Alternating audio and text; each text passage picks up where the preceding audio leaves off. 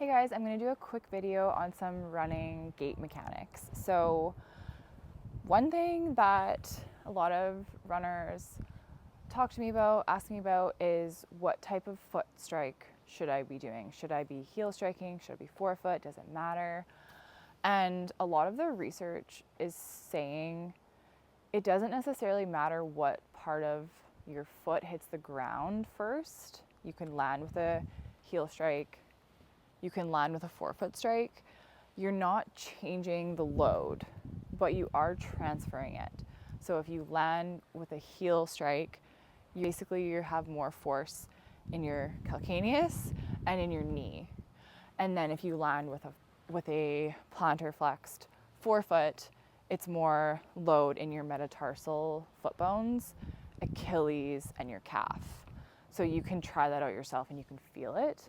So it's not like one is good, one is bad. It's just like, what do you feel like doing? What feels natural to you?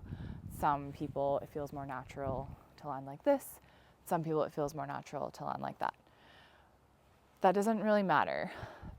But when you're dealing with an injury, it's kind of important to know. For example, if you have an Achilles tendinopathy and you're a runner and you want to keep running and you're a forefoot striker, maybe you switch to a rear foot strike to take the load off your Achilles to kind of keep your fitness up while you're dealing with your injury.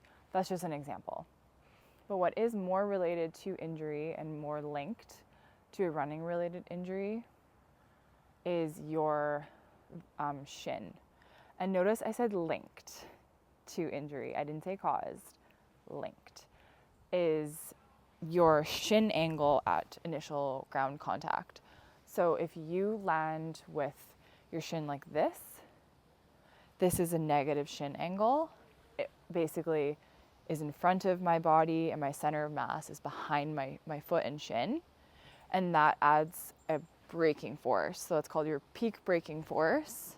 And that is basically throwing on the brakes with every step. So you're running, you want to be moving forward. You want to minimize that peak braking force. And how you do that is you land with a more vertical shin.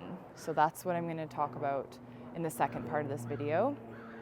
So to give you a visual of why that would be, picture yourself jumping on a trampoline, like jumping up and down on a trampoline. Then picture yourself, when you're jumping on a trampoline and you kind of like land with your feet in front of you. And which way does your body go? Your body shoots backwards. It doesn't go forward. It doesn't go up. If you land like that on a trampoline, you're going that way. And that's essentially the direction of the force vector when you land like this, and this is overstriding, it's called. And so think about like every time you take a step, if you're adding the brakes each time, like you're just not as efficient or economical as you could be. Some people don't need to worry about that. They just need to run more and just enjoy their lives, and who cares? They'll be fine. But some people, you want to work on mechanics, you want to get a little bit more economical. This is one thing that is linked in the literature to a running related injury, your shin angle, and it's something you can work on. So let's talk about how we work on it. So first, I will get people into a kind of ski jumper position where we're like leaning. And so I'm nice and stacked, ribs on top of pelvis. I'm not like this, and I'm not like hunched or like this. I'm like ribs, pelvis stacked. And then I'm going to lean forward. Heels are going to stay on the ground. And right when you feel your toes start to grip, that's kind of the position we want to be in. And then I want you to let yourself fall forward. So you're going to go, go, go, go, go, catch yourself. And we've got a vertical shin. So you're going to kind of practice that a few times. Lean, fall. That's the kind of the lean you want when you're running. You don't want to be like running like that or like that. You kind of want that like stacked position. Lean, lean, lean, go. And so that's just kind of a drill to get you to kind of feel what like a vertical shin would feel like and what that proper like angle of running feels like. So number 1 is ski jumper. Give that a try. Number 2 is a march, an A march. So running is more like marching than anything else. And from the side, one thing, a cue that I learned that I use a lot is like, think about like crushing a can under your midfoot-ish or your foot. The other thing you want is you want your foot to be slightly dorsiflexed. You don't want like a loose foot. I see a lot of people doing marching drills and their feet are like this, and that's like not how we want. We want a bit of pre-tension in that foot complex. So that's your marching. And if you did that a little faster with a ski jumper, that's more like running. So I'd be going here, a little faster, ski jumper, here I go. Kind of going forward. So practice a march, crush a can, keep your foot up with the lean. And how you would do that in the gym is I like to use a band. So you would put the band around your waist, and either if you're working with a runner, hold it for them, or if you're by yourself, just put it on, hook it onto something. And I am going to use my freaking thing. So love making it work. Don't need a gym. You just need a planter. Okay. So now if you use a band, it's a lot easier to get into that lean. Like I'm just leaning, and then I'm going to march, crush a can, keep your foot up. And then I would go faster, and then I would add a run, like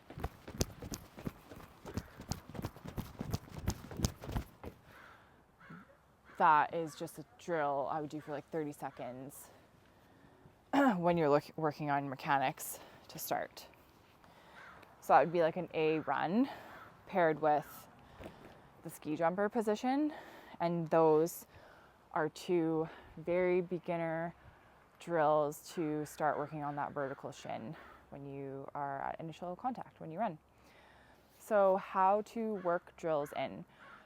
Running is a reflex, essentially. We have spinal reflexes, different parts of our brain that control gait. It's not necessarily like a conscious thing. And so it's also not something that changes overnight. You can't just run a certain way. Like you have to like work in a new motor pattern over time. And so one way I like to do that is on your runs, every kilometer or so, depending on how far you're running, do like 30 seconds of where you're thinking about form, you're thinking about technique, you're thinking about ski jumper, you're thinking about that A run, that landing vertical shin, not overstriding, for about 30 seconds to a minute every kilometer, and then just letting it go, run, enjoy your run. Next kilometer, okay, I'm gonna try again, and then finish your run with good technique or whatever technique you're working on when you're tired. And over time, that will just kind of get integrated and it'll just start feeling more natural. That's a lot more useful, I find, than just the whole run being like kind of thinking about your form and stressed about your form. Like that's not that enjoyable, that's not that fun. So with you or with your runners that you're working with, like I said, if it's like an hour-long run every kilometer or so, work some drills in. If it's a super long run, then maybe every like 10 minutes. You can kind of like make it work for your person. But yeah, that's it for that. In summary, don't worry necessarily about what part of your foot is hitting the ground. Focus a little bit more on that vertical shin and getting your center of mass on top of your foot, just for that more economical push. Limit your peak braking force, limit overstriding with these tips, and let me know how it goes. Thanks for watching.